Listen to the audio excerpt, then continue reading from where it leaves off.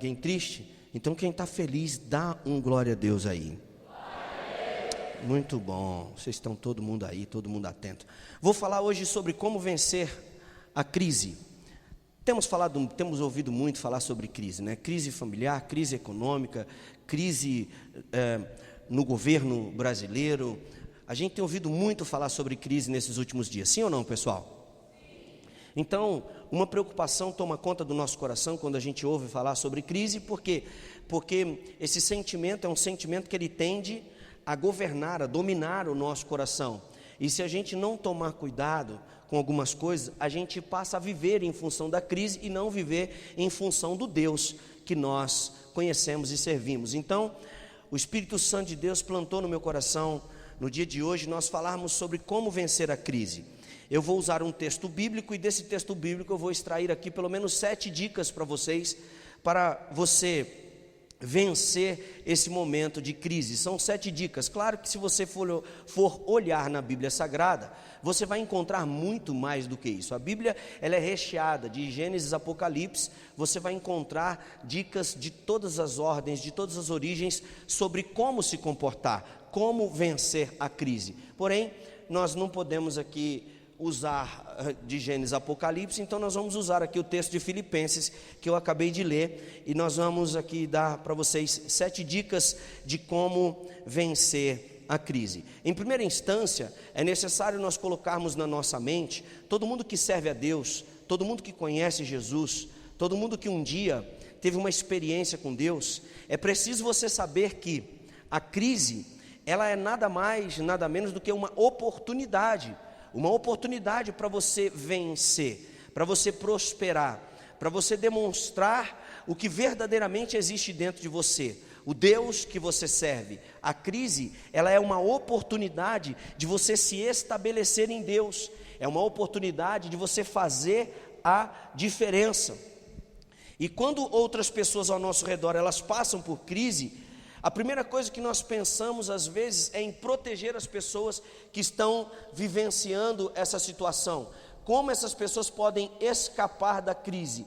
Mas na verdade, nós precisamos ter em mente a seguinte colocação: quando nós vemos alguém em crise ou uma situação de crise, nós precisamos primeiro perguntar a Deus o que Deus quer fazer com aquela situação na vida de alguém. Porque nem todas as crises que nós vivenciamos, seja ela uma crise governamental, seja ela uma crise econômica, ou seja ela uma crise familiar, pessoal, nem toda crise que vem sobre você, ela vem verdadeiramente para te matar, para arrancar você desta vida, para esfolar você, para deixar você depressivo, preso na sua casa, desacreditando de tudo e de todos. Não, não é assim. Muitas vezes a crise, ela tem um propósito em Deus, um propósito que você não se vitime, mas que você sobreviva e que você saia dela como um vencedor. Então, quando chegar a crise na nossa vida, como nós estamos vivendo nesse tempo, nós precisamos tomar cuidado com o nosso humor, nós precisamos tomar cuidado com o nosso comportamento, nós precisamos tomar cuidado com os nossos relacionamentos, porque eles balançam na hora da crise. Então, eu vou falar com você nessa noite sobre o que fazer, como se comportar, ok? Então, apóstolo Paulo, capítulo 4, no livro de Filipenses, Paulo está falando sobre o seu trabalho, tá? Capítulo 4 de Filipenses, Paulo está falando sobre o seu trabalho. Quem era Paulo, minha gente? Paulo foi um dos homens mais bem-sucedidos do Novo Testamento. Existem até alguns teólogos, uma linha da teologia que gosta de comparar Paulo até mesmo a Cristo. Por quê? Porque ele, como apóstolo de Jesus, ele deu continuidade, ele deu seguimento à obra de evangelização que foi iniciada por Jesus e os seus discípulos. Então, existem algumas pessoas que gostam até mesmo de comparar Paulo a Cristo, devido à obra maravilhosa que Paulo fez. Só que no meio dessa obra maravilhosa que Paulo fez, ele não enfrentou somente facilidade, gente. Ele enfrentou também dificuldades. Paulo enfrentou crises. Por quê? Porque nós achamos muitas vezes que viver com Deus, viver com Cristo, é viver numa nice, né?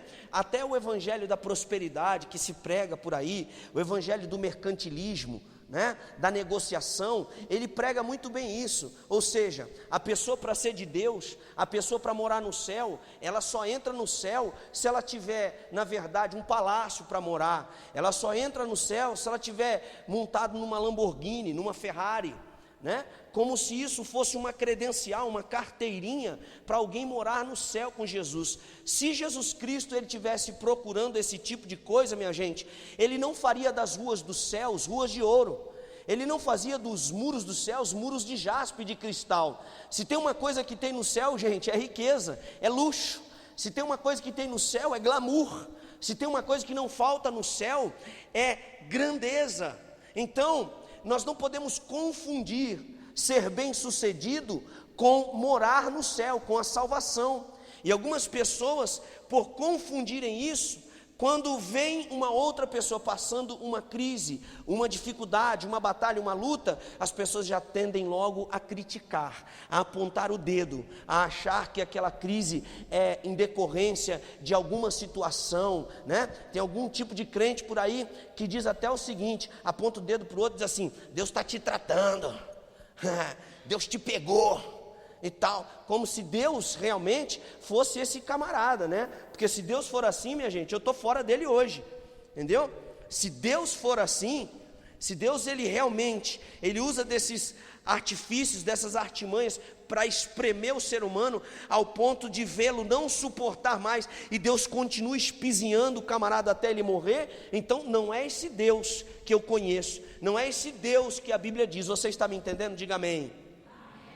Mas o que nós precisamos entender é que crises, elas sempre fizeram parte da história da humanidade. Crises, elas sempre aconteceram. Agora, a crise não é de fato, minha gente, para arrancar você da presença de Deus, para arrancar a sua paz, para arrancar o seu equilíbrio.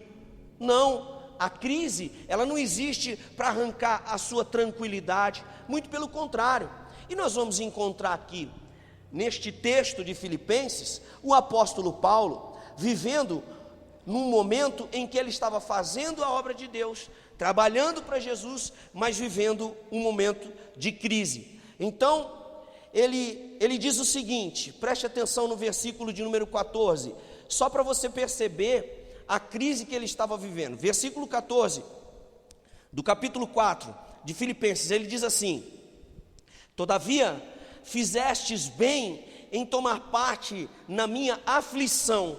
Diga comigo, aflição. Paulo então está aflito.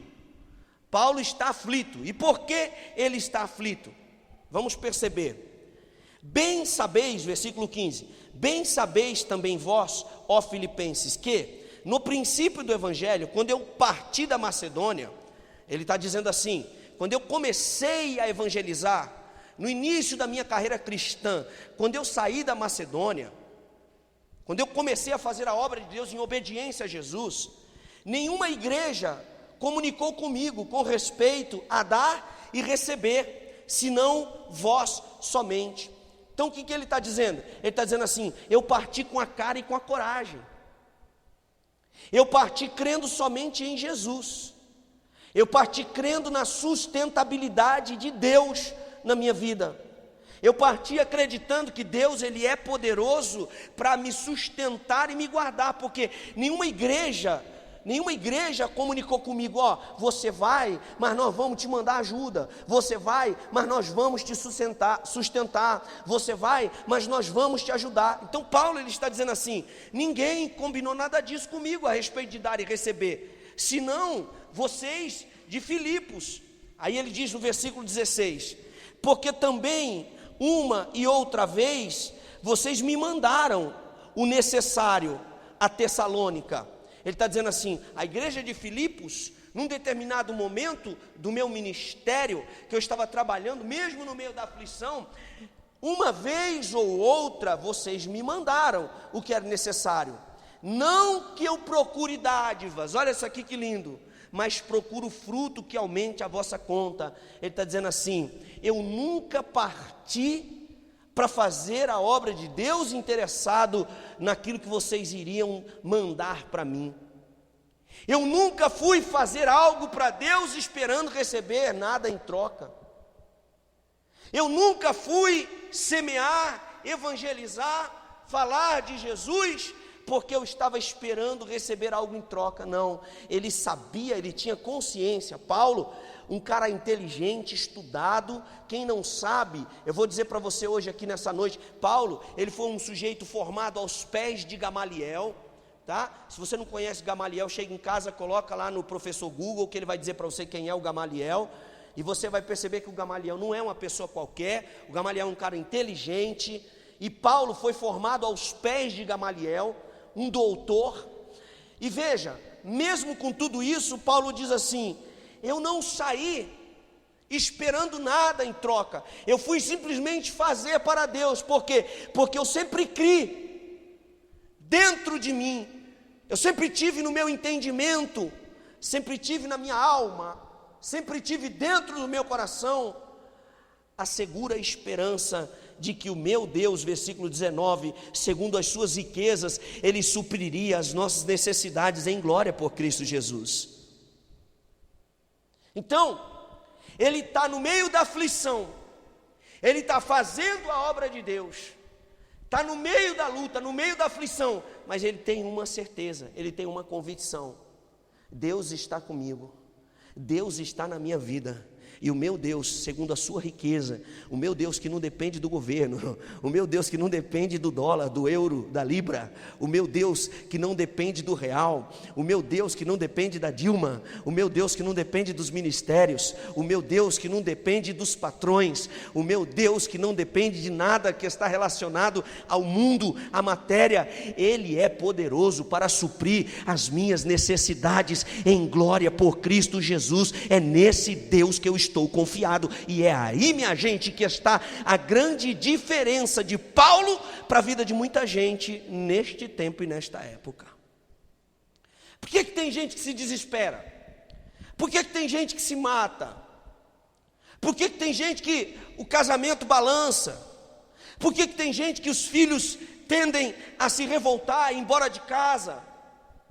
Porque tinha o hábito de tomar Coca-Cola todo o almoço, suco, tinha 2, 3 tipos de bebida em cima da mesa. Agora já não tem mais 2, 3 tipos de bebida, agora é um suco e aquele do pozinho, e olhe lá. E por que tem gente que se desespera?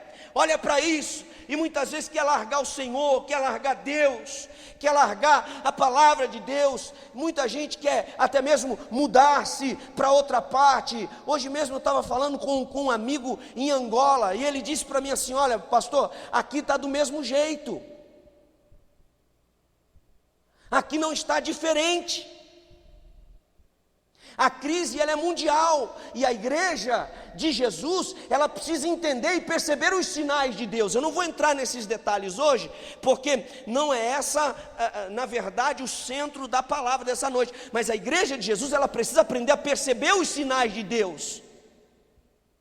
Nós precisamos aprender a perceber o que é que Deus Ele tem para nós em todo esse movimento. O que está acontecendo, o que está por se descortinar, o que está por acontecer.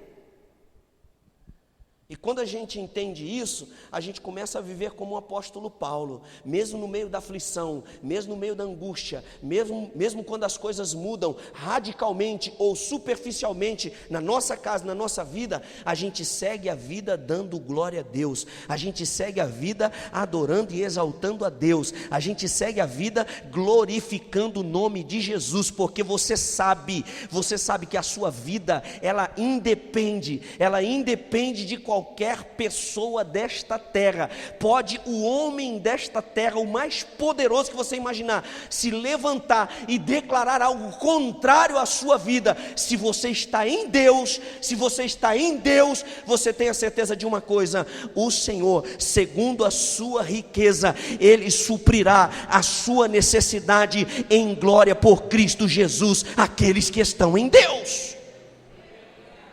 Quantas pessoas estão em Deus aqui nessa noite? Levantem as suas mãos e deem glórias ao nome do Senhor. Nós temos, gente, que abrir a nossa mente e colocar isso firmemente dentro de nós. Sabe por quê, pessoal? Porque a pressão do dia a dia, ela vem.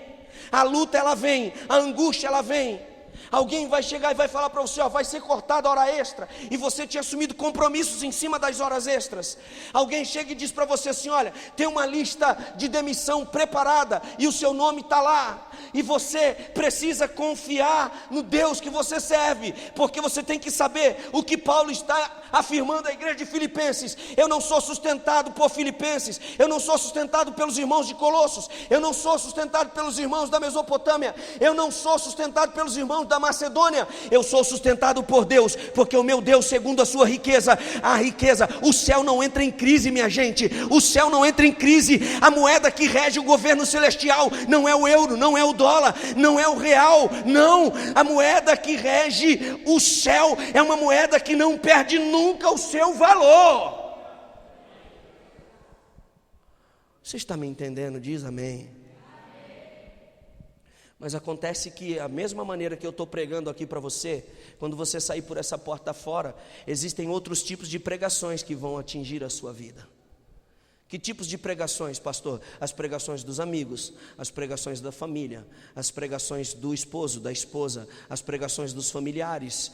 Tudo não deixa de ser uma pregação. Alguém que vem para falar na sua cabeça forte e constantemente: tá ruim, tá ruim, tá ruim, ó, vai piorar, vai piorar, vai piorar. Meu irmão, pode piorar o quanto quiser. De uma coisa eu sei: quando chegar o período da grande tribulação e o anticristo se manifestar, eu não vou estar mais aqui mesmo.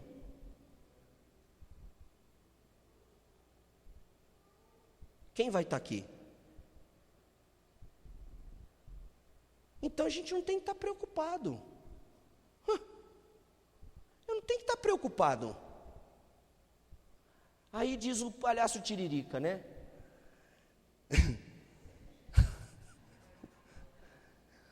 O palhaço Tiririca diz: gente, me perdoem, quando eu falei para vocês que pior do que está não fica, eu não conhecia a capacidade da Dilma. Vou fazer o que, gente? Quem sabe tem alguém aqui dentro que votou nele. É o nosso deputado. Então, a gente tem que ter cuidado com isso. Então, nós vamos tirar aqui algumas lições. Vamos para as lições. Primeira lição de como vencer a crise. A primeira maneira de você vencer a crise é você manter-se firme em Deus. Manter-se firme em Deus. Como é que a gente vence a crise? Por favor, repitam. Capítulo 4, versículo 1, veja a colocação do apóstolo Paulo. Capítulo 4, versículo 1, Paulo diz o seguinte: portanto, meus amados e muito queridos irmãos, minha alegria e coroa, estai assim firmes no...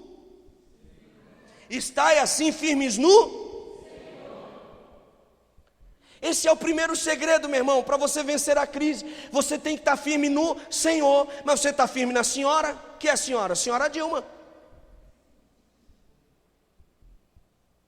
A Bíblia não está escrita aqui: estai firme na senhora presidenta da república.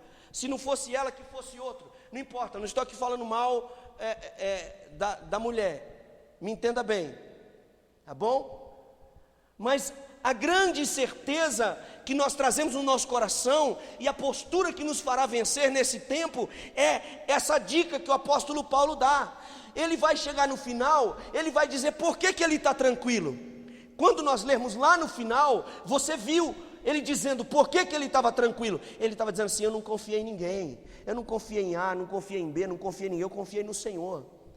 Eu saí para fazer a obra confiado em Deus. O que eu faço confiado no Senhor. Eu confio em Deus porque os homens falham. Eu confio em Deus porque a palavra dos homens cai por terra. Eu confio em Deus porque planos se quebram. Eu confio em Deus porque as moedas, elas perdem o seu valor. Eu confio em Deus porque os planos governamentais, eles são falíveis, mas o meu Deus não é falível. O meu Deus é imutável. O meu Deus é o mesmo ontem, hoje e eternamente. Ele nunca falhou. Ele não falha nem nunca falhou. Ele escreveu na sua palavra e disse: passarão os céus, passará a terra, mas a minha palavra não há de passar. Então estejamos firmes no Senhor. Primeiro segredo para vencer a crise: estar firme com Deus, manter-se firme com Deus. Quem se mantém firme com Deus sabe que na hora da grande tribulação o Senhor vai te guardar. Ele não vai deixar você passar. O mal não vai chegar na sua tenda. O que é que ele escreveu para o salmista? Ele disse: pode cair 1000 de um lado, 10.000 do outro lado, aquele que está comigo não é atingido. Fica com Deus, escolhe o Senhor, confia em Deus, fica no centro da vontade de Deus, e você vai ver que Deus vai te guardar na hora da tribulação. Você vai ver que Deus vai te guardar na hora da crise. Você vai ver que Deus vai multiplicar as suas economias, a sua casa, os alimentos, o pão nos seus celeiros. Fica confiado em Deus. A Bíblia diz que Israel estava no Egito, e quando Deus percebeu que o coração de Faraó estava endurecido além da conta, porque o próprio Deus o havia endurecido, a Bíblia diz que o Senhor Deus fez um pacto com Israel, falou com o seu povo, falou com Moisés e disse: olha, vai ter a visitação do anjo da morte, vai passar o anjo da morte e vai matar todos os primogênitos do Egito. Vai ser uma noite de terror, vai ser uma noite de crise, vai ser uma noite de choro, vai ser uma noite de lágrima. Não vai ficar um primogênito vivo dos animais, as crianças. Mas tem uma coisa: aqueles que são meus, eles serão guardados. E qual é o sinal, Senhor, do povo que é seu? É a marca do sangue, é a marca do sangue. Aonde o anjo passar e tiver o sangue do cordeiro nos umbrais das portas, ali o anjo da morte não vai chegar. Quem está com Deus, a crise não alcança. Quem está com Deus, o anjo tem que pular, a crise tem que pular da tua casa, o problema tem que pular da tua casa.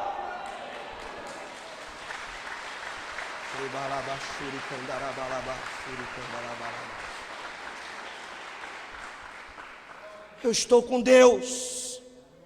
A Bíblia diz que houve morte na casa dos egípcios, mas na casa dos israelitas não houve morte. Por quê? Porque aquele que está com Deus é poupado, aquele que está com Deus ele é guardado, aquele que está com Deus ele recebe o livramento, aquele que está com Deus, que cumpre o seu papel com Deus, ele recebe a absolvição do justo juiz, que é o Senhor.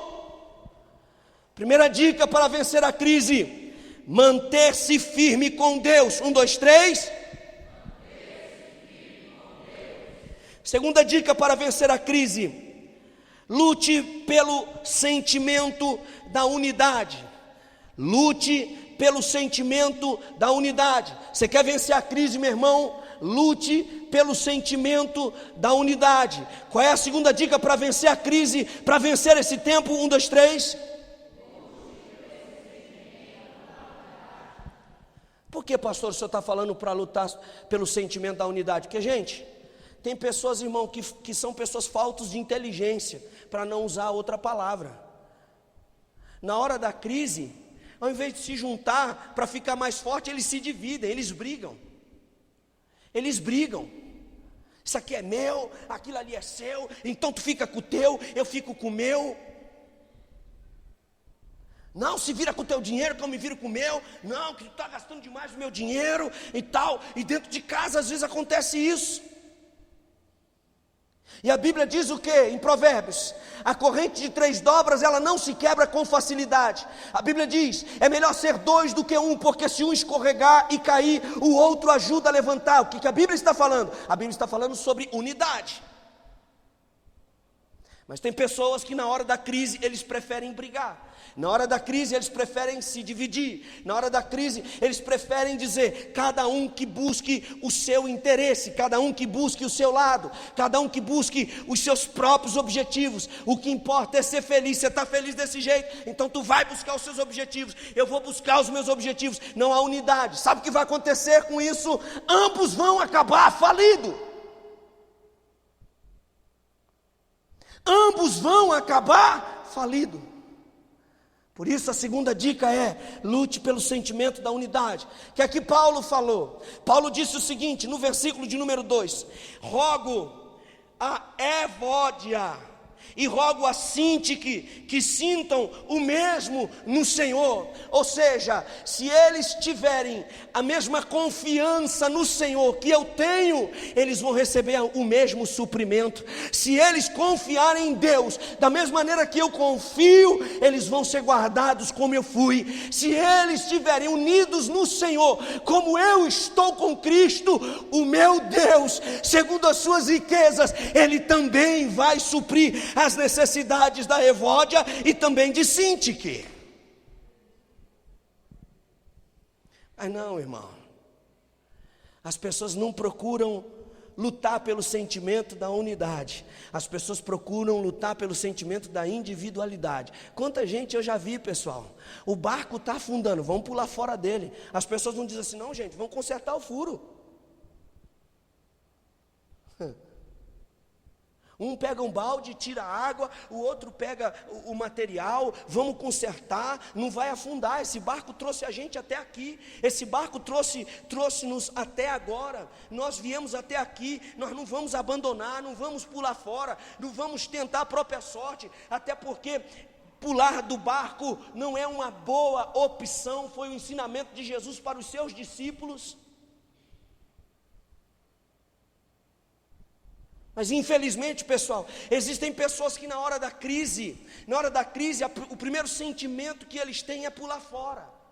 O primeiro sentimento que eles têm é, vou abandonar, ele que afunde sozinho, ela que afunde sozinho, e a minha empresa, ela está entrando no vermelho, isso aqui está para fechar, eu vou pular fora antes que ela feche. Sabe o que vai acontecer? Deus vai mudar a história, aquela pessoa vai conhecer Deus, aquele patrão, eu não sei quem é, vai conhecer Deus, Deus vai mudar a história daquela empresa, e você que está querendo pular fora, vai se arrepender, e quando você quiser voltar para lá, você não vai ter mais portas abertas. Sabe por quê? Porque você não se motivou a confiar, a pegar na ferramenta e ajudar a lutar contra aquela crise. Você fugiu, você abandonou, você largou os soldados, seus companheiros sozinhos no campo de batalha, e você só se preocupou com você.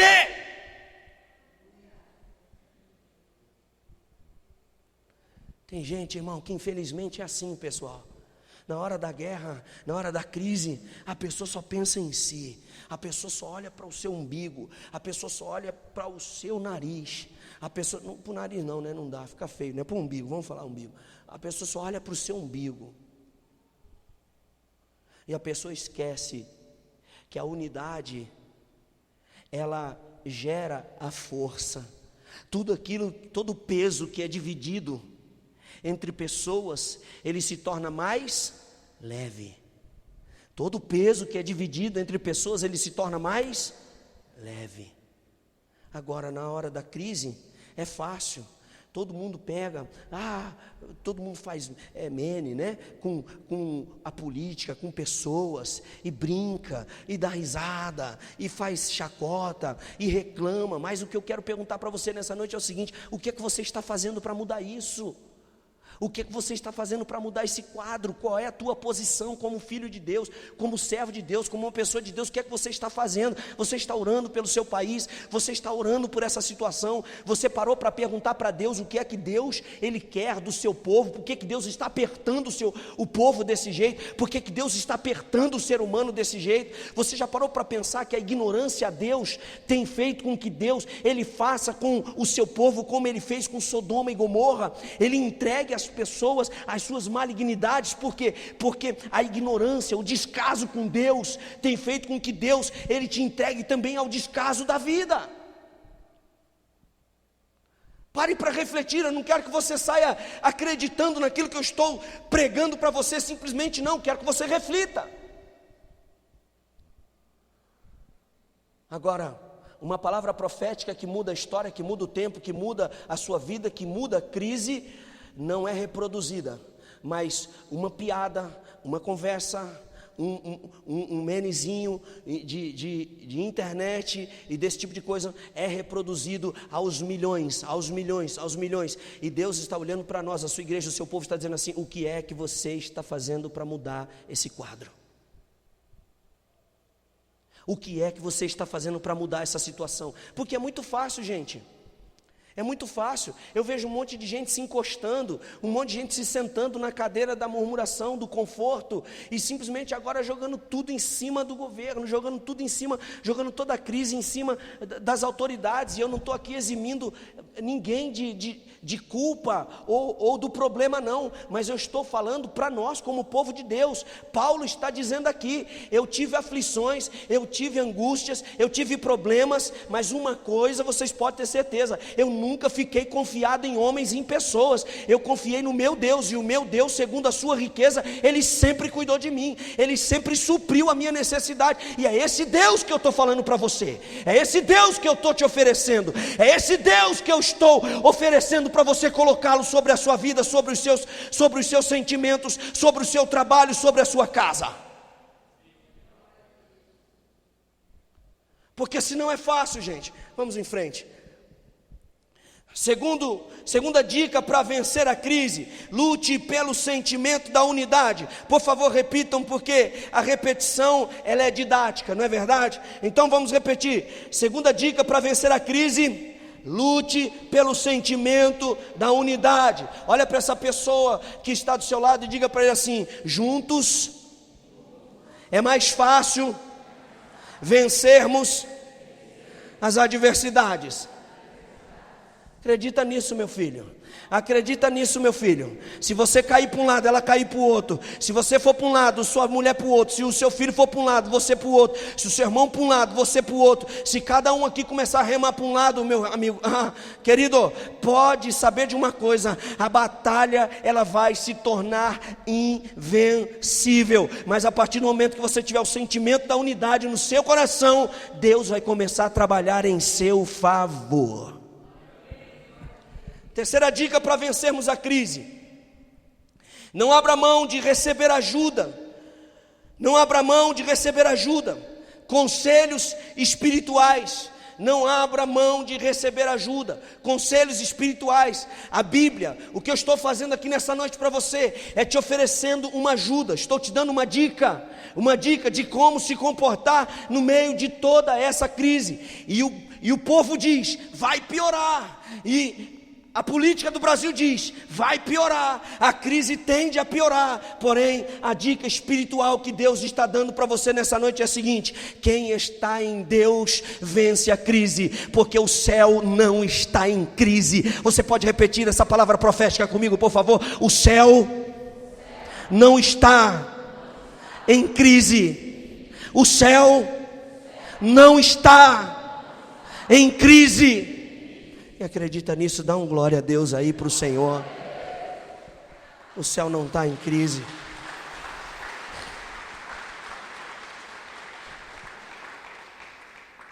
Paulo diz o seguinte, versículo de número 3, o Paulo diz assim: peço-te também a ti, meu verdadeiro companheiro, que ajudes essas mulheres que trabalham comigo no Evangelho, e com Clemente, e com os outros cooperadores, cujos nomes estão no livro da vida. Paulo está dando um conselho espiritual. Paulo está falando para a igreja, dando um conselho espiritual para eles. Ajude essa gente. E por outro lado ele está dizendo assim: não abra mão de receber esse conselho. Não abra mão de receber. Guarde isso no seu coração. Vai vir setas de tudo quanto é lado, mas você tem que se lembrar de Deus. Você tem que lembrar de quem é que você serve. Você tem que se lembrar que existe um lugar que nunca entra em crise. Quarto, como vencer a crise? Procure manter o espírito de alegria e louvor. Procure manter um espírito de alegria e louvor. Vamos repetir juntos, irmãos, por favor? 1, 2, 3. Procure manter um espírito de... Um espírito de quê, gente? De quê, minha gente? Agora para pensar. É esse espírito que tem habitado dentro da sua casa?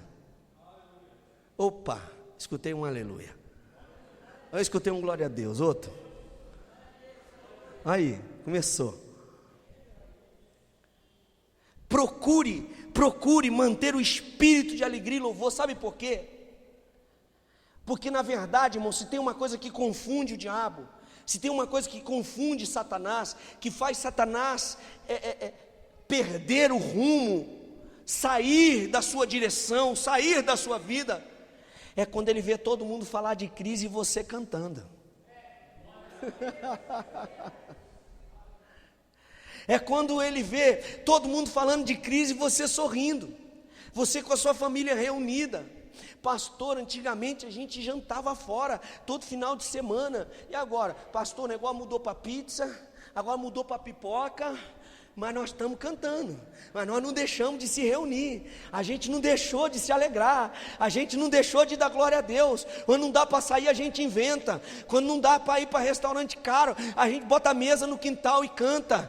Não dá para comprar picanha, a gente compra a maminha. Entendeu? Não dá para comprar maminha, a gente compra lá uma linguiça caseira e bota a bichinha no espeto para assar e come e dá risada e dá glória a Deus e dá aleluia, e nós louvamos ao Senhor. E esse tipo de comportamento confunde o seu inimigo, confunde o diabo e traz a bênção de Deus. Quem estava na igreja aqui quarta-feira retrasada se lembra, eu dei aqui um estudo na igreja e eu disse que o segredo da libertação de Paulo e Silas, sabe qual foi? Depois de ser espancado, chicoteado e preso, eles entraram dentro da cadeia, no presídio, e eles começaram a adorar a Deus. Eu creio que tudo é possível e que nada é impossível para ti. Basta uma palavra tua e os montes se removerão. Daqui a pouco a cadeia,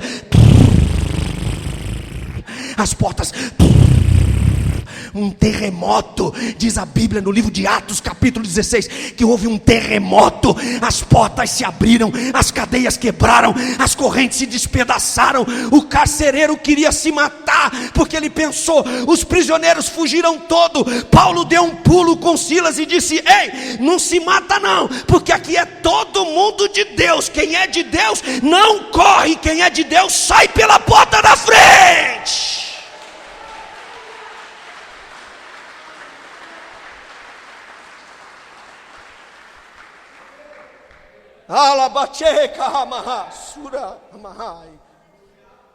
Profetize comigo, por favor, em nome de Jesus. Levante sua mão direita e diga: o céu não conhece crise.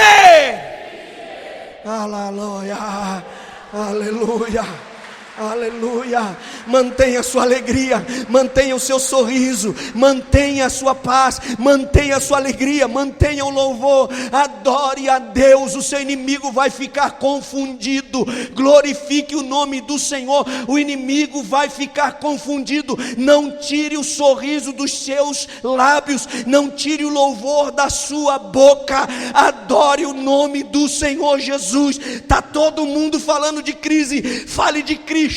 Adore ao Senhor, diga que você confia nele, cante canções, ponha louvores na tua casa, no teu iPhone, no teu Walkman. Não sei nem se ainda existe esse treco, que alguém anda com isso, mas coloca no som do seu carro, meu irmão, coloca na vitrola da sua casa, eu não sei. Adore a Deus, adore a Deus. Os seus vizinhos vão perguntar: meu Deus do céu, essa família parece que nunca tem problema. Deixa, ele não precisa saber, ninguém precisa saber. Quem precisa saber já sabe, quem precisa ver já viu, quem precisa tomar conhecimento já tomou conhecimento, quem precisa te ver já te enxergou.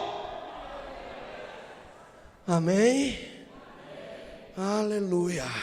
Procure manter o espírito de alegria e de louvor.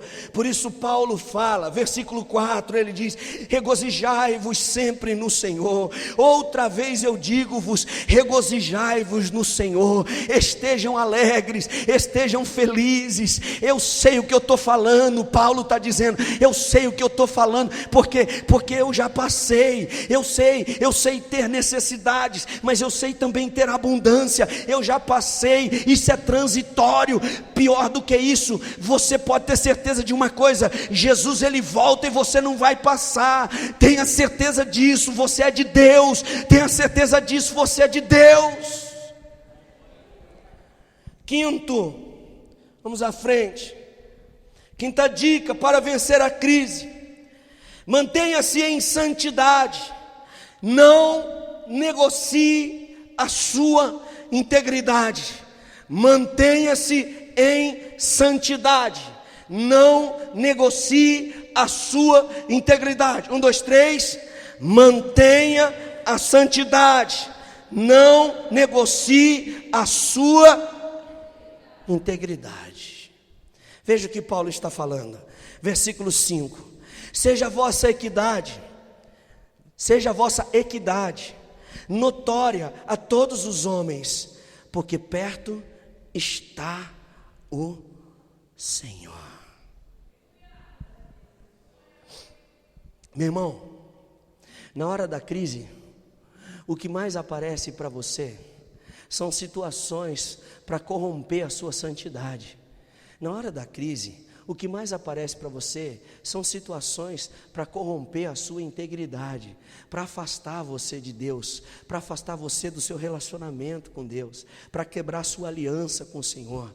O que mais acontece na hora da crise são propostas diabólicas. Como assim, pastor? Exemplo, a Bíblia diz que o Senhor Jesus Cristo havia sido levado pelo Espírito ao deserto para ser tentado. Mateus capítulo 4. E lá no deserto, Jesus, ele estava com fome, porque ele estava em jejum 40 dias e 40 noites. E na hora da crise existencial de Jesus, pastor, Jesus em crise, ou você acha que é fácil ficar 40 dias e 40 noites sem comer? Você acha que é fácil? Se você acha que é fácil, eu vou pedir para você jejuar e orar pela igreja.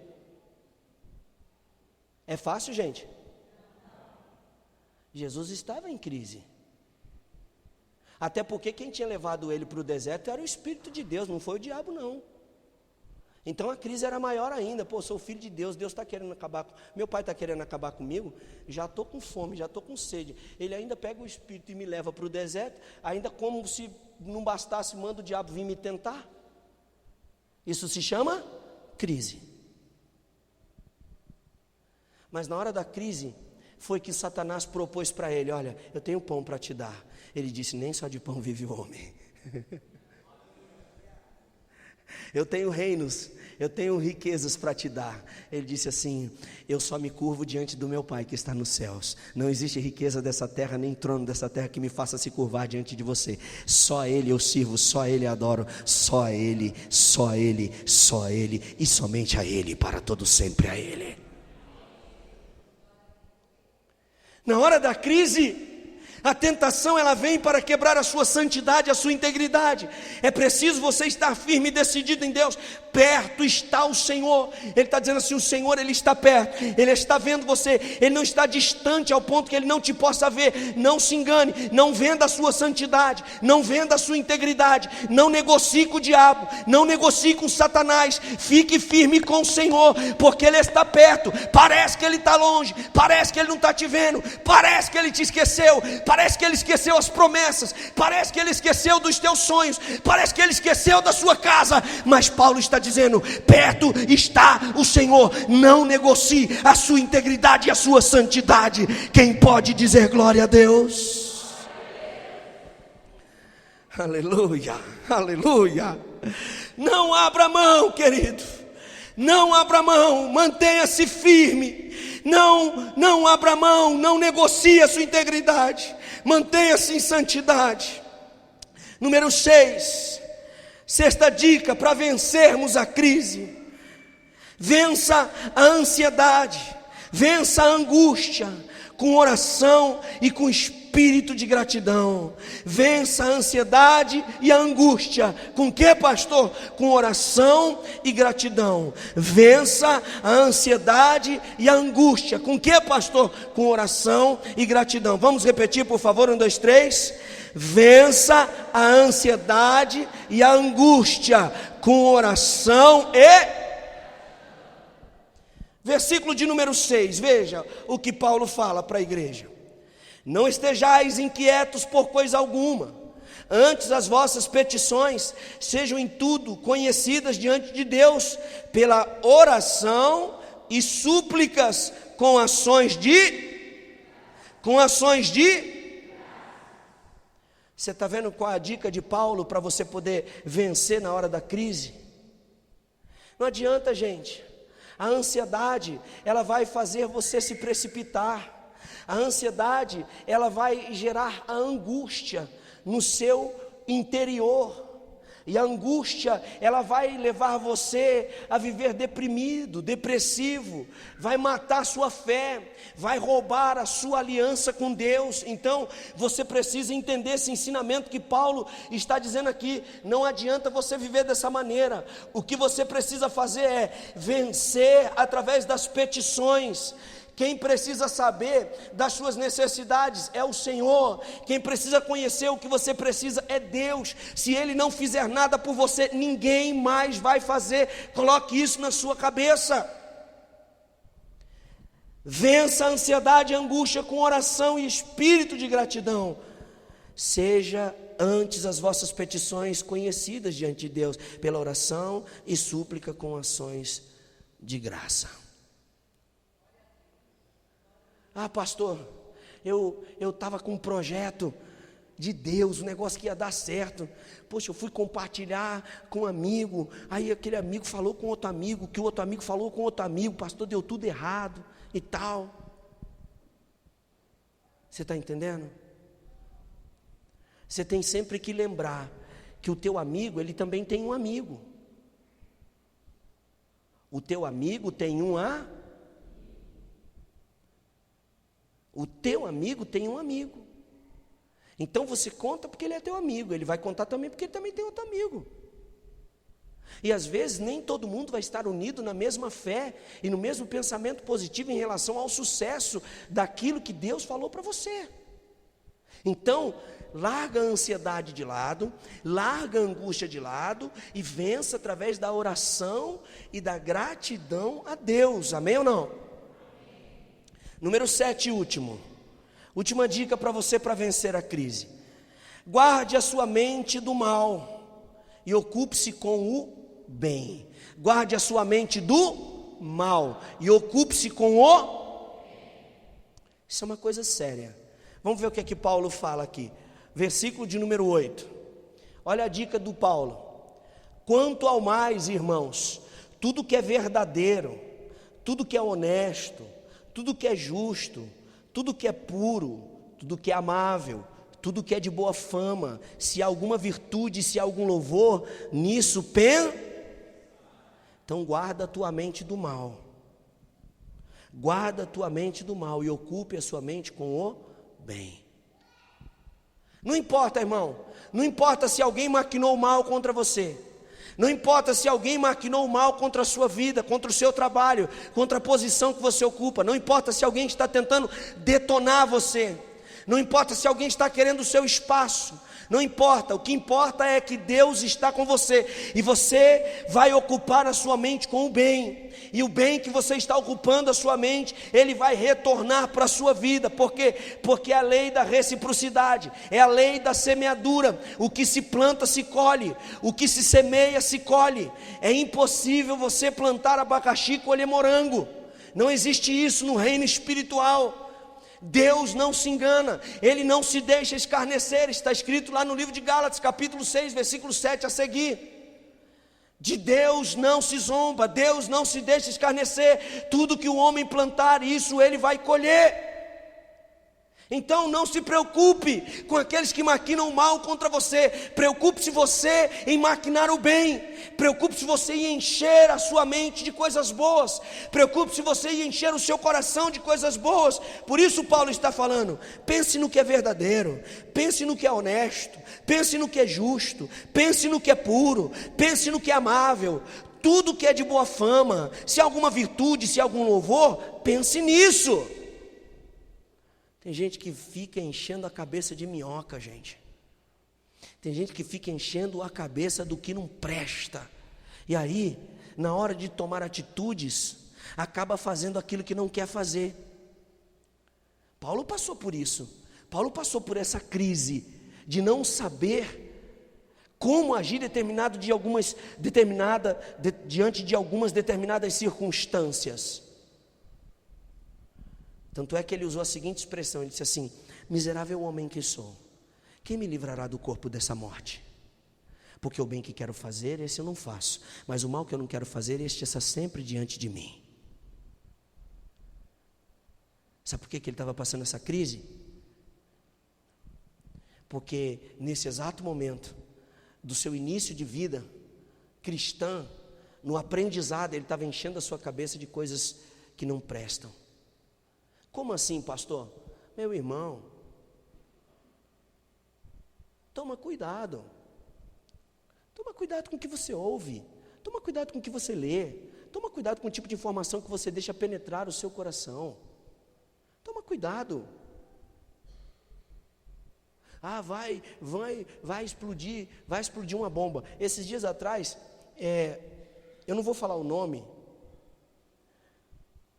para não causar constrangimento, mas assim, esses dias atrás um pastor amigo meu, deu um terremoto lá no Chile, olha isso, deu um terremoto no Chile, aí deu um alerta de tsunami lá. Nesse exato momento eu estou falando com o bispo Emiliano e o pastor Charles no WhatsApp. Estou perguntando para eles como é que está, se está tudo bem, se a família está bem, como é que estão as coisas. Aí toca o meu telefone, entra uma mensagem, um pastor amigo meu, dizendo: rapaz, eu fiquei sabendo que vai dar um tsunami também, aqui na Baixada. Tem um lugar aí na tua casa para eu amparar minha família? Eu estou subindo a serra agora. Falei: meu, tu é doido? A gente tem que ter cuidado, irmão, com o que a gente pensa. 3 horas da manhã. Falei, rapaz, fique em paz, cara, nós estamos no Brasil. Calma. Não é assim não. Esse negócio, se houvesse qualquer possibilidade de um tsunami, de alguma coisa nesse âmbito aqui no Brasil, você acha que os órgãos competentes já não teriam noticiado, falado: todo mundo que mora nas áreas Guarujá, Santos, São Vicente, Praia Grande ali, Bertioga, Boiçucanga, Boracéia, aquela região ali, todo mundo pega o carro e sobe para São Paulo, porque até a água chegar lá em cima demora um bocado. Mas veja, gente, eu estou dando esse testemunho para mostrar para você como a gente tem que ter cuidado com a nossa mente. A gente escuta uma notícia e a gente, se não tomar cuidado, já quer acordar todo mundo, já quer acordar os filhos, já queremos pegar todo mundo, passar na casa dos parentes. Não, vamos juntar tudo que está vindo água aí, vai inundar tudo, aí depois fica com vergonha no outro dia. Por quê? Porque acreditou. Então, gente, Paulo está dizendo aqui, guarde a sua mente do mal, ocupe a sua mente com o que é bom, ocupe a sua mente com o que ocupe a sua mente com o que é. E quais os resultados quando a gente ocupa a mente com o que é bom? 3 resultados: paz divina de espírito, versículo de número 7, olha só: e a paz de Deus, que excede todo entendimento, guardará o vosso coração e os vossos sentimentos em Cristo Jesus. E a paz de Deus, que excede todo entendimento, guardará os vossos corações e os vossos sentimentos em Cristo Jesus. Vamos profetizar isso juntos? 1, 2, 3. E a paz de Deus, que excede todo entendimento, guardará os vossos corações e os vossos sentimentos em Cristo Jesus. Esse é o resultado de quando você enfrenta a crise. Você tem paz. O Senhor, Ele enche a sua alma de paz, Ele enche o seu espírito de paz. A paz de Deus invade o seu entendimento. O resultado de número 2, quando você entende a crise, você pratica essas dicas que nós demos para você, você tem saúde no âmbito emocional e também no âmbito físico. Veja, o Paulo diz: a paz de Deus, que excede todo entendimento, guardará os vossos sentimentos em Cristo Jesus. Você vai começar a sentir coisas boas. Ai, meu Deus, está vindo o furacão, o tsunami, o negócio está lá no Chile, o negócio está lá no Japão. Não, está vindo, vai alcançar. Eu acho que eu vou mudar do prédio para uma casa térrea, porque se cair não é tão alto, né? Meu irmão, para com isso, querido. Deus quer encher a sua vida de saúde, Deus quer encher a sua vida de paz. A última coisa que você recebe, o último benefício que você recebe quando você pratica essas dicas, a Bíblia diz aqui, ação de graça divina de Deus, ela entra nas suas causas. A ação de graça divina de Deus, ela entra nas suas causas. Versículo 19 e o último que eu quero profetizar com você. Vamos repetir esse versículo junto? Esse aqui é o versículo mais lindo e é o versículo chave desse capítulo de número 4. 1, 2, 3. O meu Deus.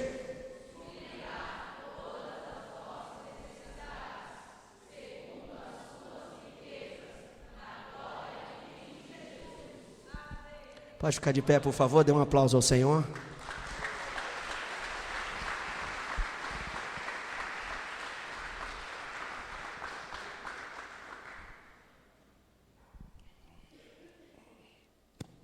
Que Deus te ajude, que Deus me ajude, que Deus nos ajude.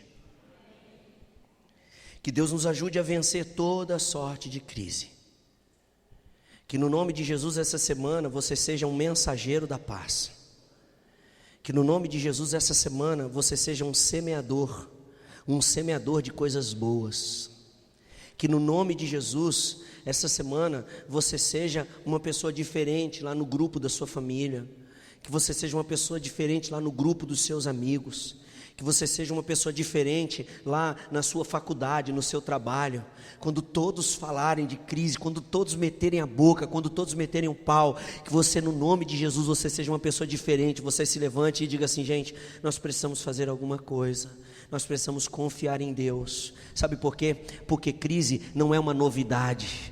Crise não é uma novidade. Gente, se eu for separar na Bíblia aqui todas as crises que Israel já passou e a maneira como Deus os ajudou, todas as crises que esse povo vivenciou e a maneira como Deus se manifestou, gente, coloca uma coisa no entendimento de vocês, na mente de vocês: a crise, a hora da crise é a oportunidade mais fantástica que Deus tem de se revelar na sua vida, de te mostrar que Ele é Deus. A hora da crise é a hora mais importante e mais tremenda que Deus tem de te mostrar que Ele é o Senhor, que Ele é Deus. Não se deixe contaminar pelo mal, não se deixe contaminar não pelos levantes de Satanás. Não vai na conversa fiada, meu irmão, daqueles que desacreditam, que não conhecem Deus. Não se deixe vencer pelo mal, vença o mal com o bem. A hora da crise é a hora do milagre. A hora da escassez é a hora do milagre. Qual é o momento mais importante que a gente procura a água para beber? É na hora da sede. Quando você não está com sede, você não liga para a água. Quando você não está com sede, você não liga para nada que é líquido. Qual é o momento mais fantástico que você procura por comida? É quando você está com... A comida pode ser qual for, o arroz pode estar queimado, o feijão pode ter grudado no fundo da panela, pode não ter filé mignon na mistura, pode ter só zoião lá do lado da cama e um pouquinho de mato lá verde misturado no tempero. Você come com alegria, você come dando risada, você come dando glória a Deus. Por quê? Porque é a hora da fome, é a hora da necessidade. Assim é a vida espiritual, meu irmão. A hora da crise é a hora de Deus fazer milagre. A hora da crise é a hora de Deus entrar com o seu mover sobrenatural. A hora da escassez é a hora de Deus fazer jorrar água transbordante. A Bíblia diz que quando Israel estava no deserto e eles estavam com sede, foi a hora que Deus abriu a rocha e fendeu. Dali saiu manancial de água para aquela multidão, para que eles pudessem beber. Aleluia. A hora da crise é a hora do milagre. A Bíblia diz que Elias, ele profetizou sobre a vida dos seus inimigos. E Jezabel mandou um recado para ele dizendo: olha, amanhã até esse horário eu vou cortar sua cabeça, eu vou te matar. Elias entrou em crise, se enfiou numa caverna e começou a lamentar, começou a lamuriar, reclamar com Deus. Começou a dizer: Deus, e agora? Aonde o Senhor está? Eu fui boca de Deus, eu só profetizei porque o Senhor me mandou. E agora, Senhor, a mulher quer me pegar, vai me matar. Só eu sobrei de profeta. A palavra de Deus diz que o Senhor se levanta e diz para Elias assim: meu filho, para com essa reclamação, para com essa lamúria, para com essa conversa fiada que só sobrou você. Para de se fazer de coitadinho. Levanta daí, sai de dentro dessa caverna, porque tem mais 7.000 lá embaixo que não se dobraram aos caprichos de Satanás, que não se dobraram aos caprichos do diabo. Sai de dentro dessa caverna aí, ó, come esse pão, bebe dessa água, porque ainda tem muito para ser feito, ainda tem muita obra para fazer, ainda tem muita vida para ganhar para Jesus, ainda tem muito evangelho para ser pregado, ainda tem muita estrada para caminhar. Sai de dentro dessa caverna, Elias, porque tem mais 7.000 lá embaixo que não se dobraram. Junte-se a ele e vai fazer a obra de Deus. E às vezes a gente está assim, pessoal. Às vezes a gente está igual ao Elias. A gente começa a receber as informações negativas e a gente começa a se atacanhar. A gente começa a se encolher, se intimidar. A gente começa a querer se trancar e já não mais acreditar em nada. E Deus, Ele te trouxe aqui nessa noite para dizer para você: o meu céu, de onde eu governo, não está em crise.